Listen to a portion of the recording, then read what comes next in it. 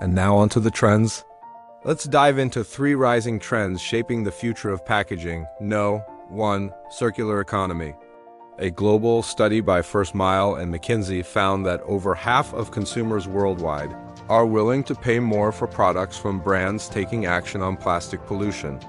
It's no surprise then that more and more brands are turning to circular economy models where products and their packaging are designed to be reused or recycled after the consumer is done with them.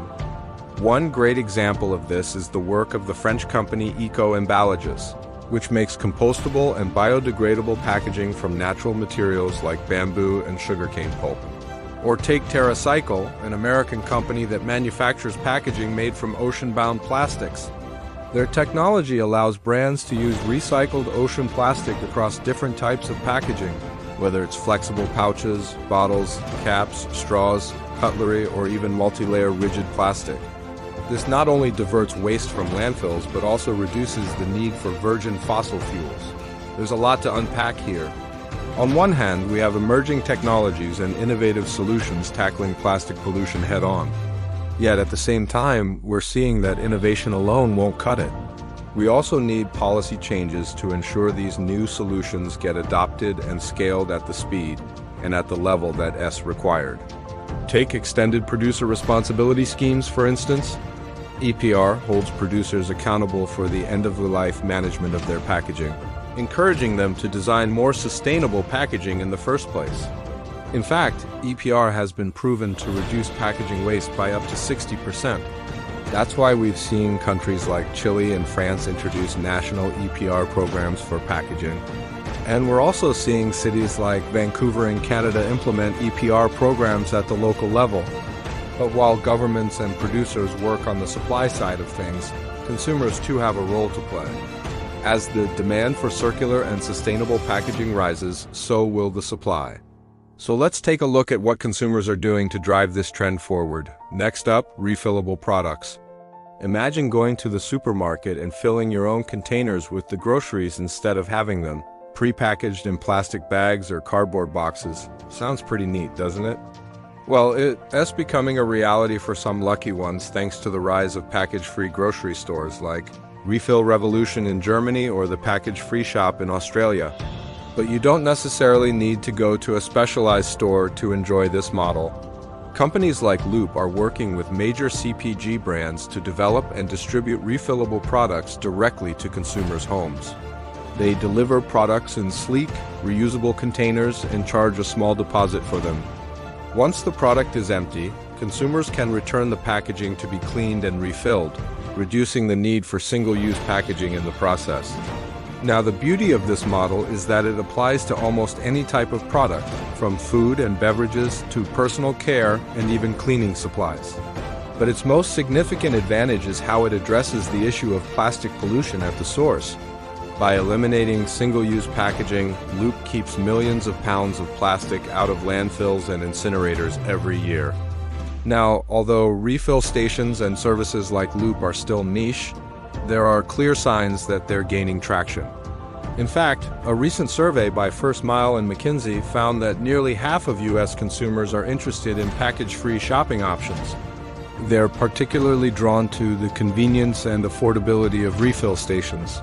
And 40% of respondents said they would switch to refillable products if given the choice.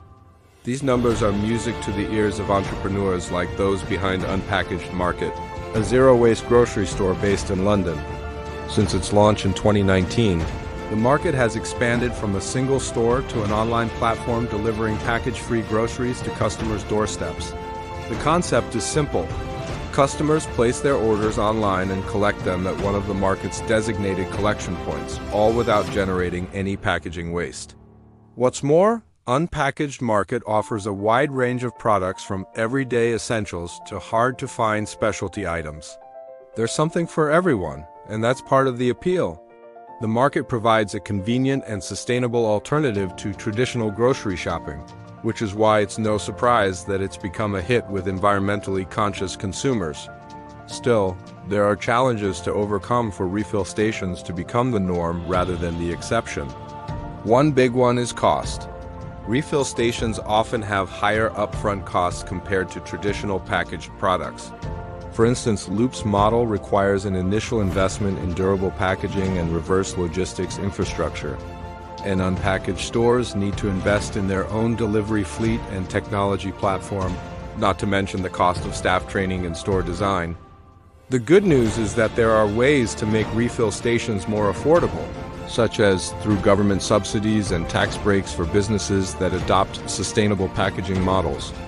These incentives can help offset the initial investment and encourage more businesses to offer refill stations to their customers. But even without incentives, the long-term benefits of refill stations can be significant. By reducing packaging waste and its associated costs, businesses can free up resources for other areas of their operations.